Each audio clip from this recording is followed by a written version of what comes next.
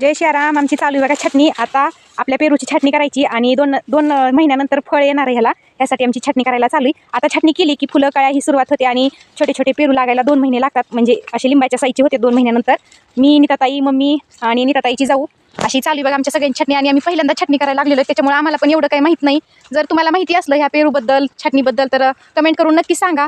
आम्हाला पण तेवढंच तुमचं मार्गदर्शन होईल. नीताताईची पात खूप पुढे गेली, मला आडव्या आल्यात नीताताई.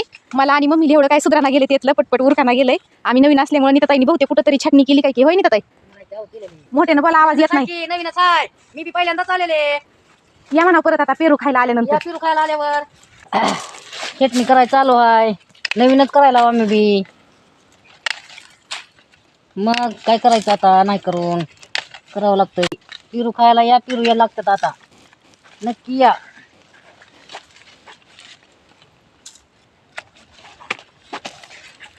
चला, जय श्रीराम म्हणा. जय श्रीराम. ही मम्मीची लाईन आहे. मम्मी इथं छटणी करतात आणि ह्या बारकूबाईत बघा, ह्या पाठीमागं जी काय पेरू राहिलेले आहेत का,